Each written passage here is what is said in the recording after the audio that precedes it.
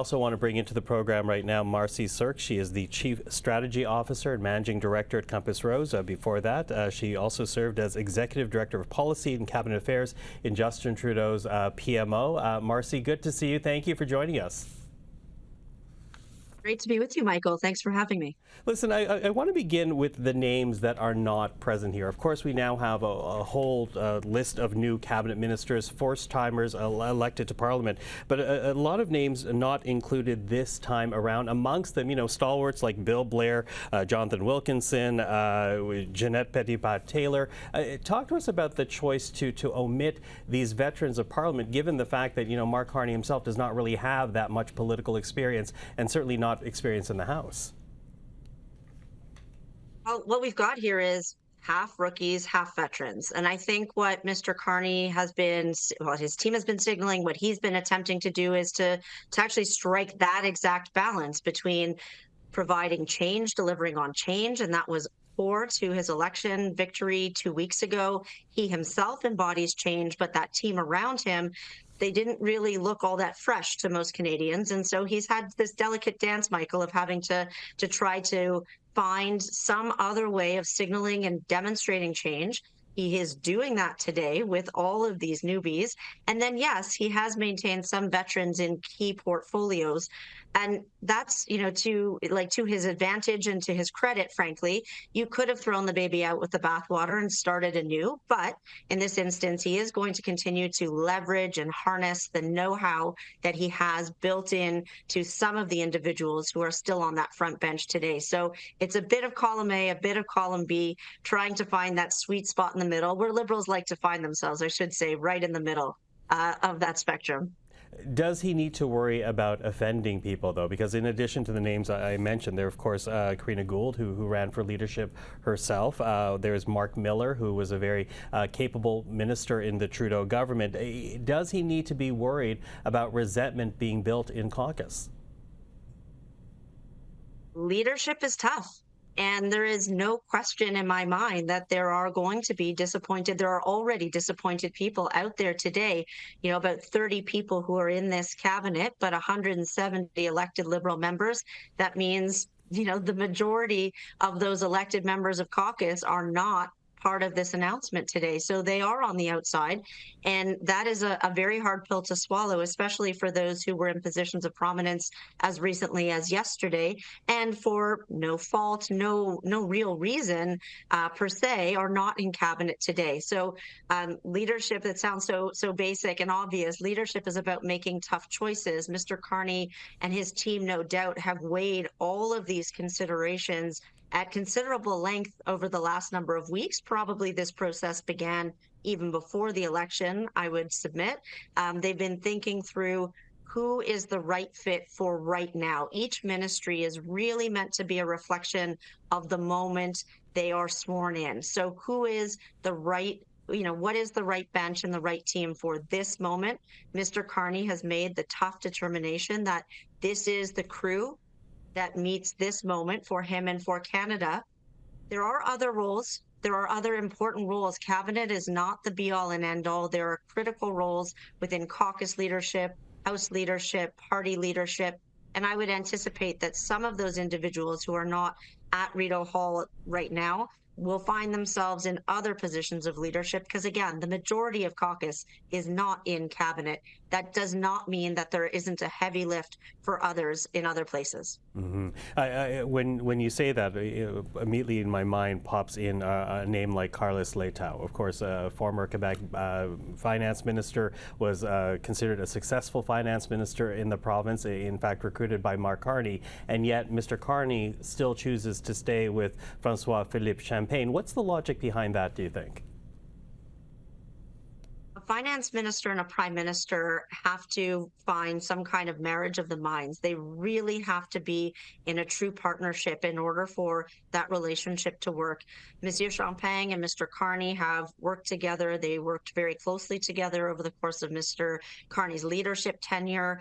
Mr. Carney must believe that he and Monsieur Champagne share this vision, that they will be able to both challenge one another on decision making, but ultimately come to the right outcomes. I agree with you, Michael. Mr. Leitao, clearly a very qualified candidate. Most observers, myself included, would have anticipated a role for him in the cabinet today. But as I said before, there isn't enough space for everyone in cabinet. There are other roles. Mr. Leitao clearly will play some form of leadership role given his experience. We'll see what that is, not in this spot, not at this moment. Finance is also a very, very tough job to parachute a rookie into. We saw the former government do that with Bill Morneau, and Bill Morneau performed admirably, but it's a steep learning curve. That is not an entry-level position. So perhaps Mr. Leitao will find his way into that chair, although he was a provincial minister, not a federal MP previously, and doesn't have that federal experience. Perhaps gaining a little experience and traction in Ottawa will allow for him to grow and flourish in the days ahead. But I would still anticipate him playing some form of advisory role to Mr. Carney, and certainly as a key interface with the Quebec government. A key interface Quebec government. It does make me wonder as well, because we have here a Prime Minister who, of course, campaigned on an economic focus for this country, promising to move things faster than Canadians are used to usher in change quicker than we might anticipate. You talk about an advisory role for Mr. Leitao. He's not the only finance minister in the Liberal caucus. We also have Charles Sousa, who is a former Ontario finance minister as well. What kind of roles do you see evolving for them beyond advisory role? What kind of concrete roles can they play for this government to meet the agenda that Mr. Carney has set out for his government? Yeah, well, first and foremost, in the Liberal caucus, and this will sound like a partisan comment, I don't mean for it to, but the Liberal caucus is blessed with considerable experience and talent on the bench. It has a deeper bench today than it maybe has in other times. And so Mr. Carney will be able to pick and choose from any number of individuals who bring considerable experience and talent to bear. So that is a good thing, ultimately, not only for the Liberal Party, but for the government and for Canadians to see this many talented people stepping forward into public life and public office. With respect to those individuals, again, I don't want to speculate too much. I don't know exactly where they will end up, but I would say there are key roles to play within Parliament. Certainly there will be, Parliament is back on the 26th of May. That feels, it's like tomorrow practically. We are going to have key roles to play and fill on committees, committee chairs, leads on committees, parliamentary secretaries to all of these ministers. Some of them will have economic roles and portfolios naturally attached to them because they will be the voice in Parliament for the ministers of finance or industry as a go forward. So, again, without speculating too widely, I would say simply that there are still many important roles left to fill, and key roles within the Commons matter a lot to getting the government's agenda through, particularly in a minority parliament. Yeah, I talked about the economic agenda that was Mr. Carney has set forth for his own government, Marci. I'm wondering how this cabinet, in your viewpoint, what type of signal it sends to the business community about how serious Mr. Carney is about moving his agenda forward and quickly.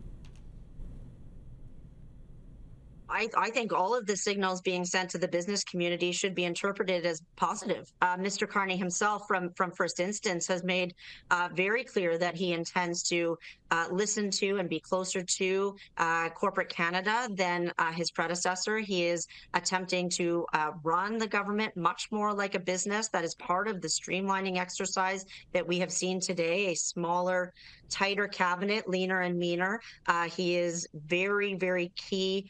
He is clued into that the fact that the business community did not feel like they were seen or heard under Mr. Trudeau. I don't know that I agree with that entirely, but that is certainly the sentiment and the view, pervasive view within corporate Canada. And Mr. Carney has signaled that he intends for that to shift and change. He is very clear that the government of Canada will be reliant on corporate Canada as a partner to help drive his core economic priority, which is one nation, one economy. We saw that Minister LeBlanc even styled with that moniker today. There are obviously constitutional issues that get raised when you talk about one nation, one economy in a federation like ours. But I think the sentiment is widely understood that we have to break down interprovincial trade barriers to be stronger as a sovereign nation. And the business community is going to be really, really critical to delivering on any of those pieces for Mr. Carney. So I would hope corporate Canada sees today as a positive. I think some of the ministers, particularly Tim Hodgson going in at natural resources, should be well received, certainly by those in the resource sectors. We know we need to get our commodities to market. We are going to have a minister who understands that, who has played a role in that from the other side of the table, so to speak. Now he'll be at the big table in the cabinet room, bringing those interests forward on behalf of stakeholders. I think this is all net positive. Marci, I always appreciate the insight. Thank you for this. Thank you, Michael.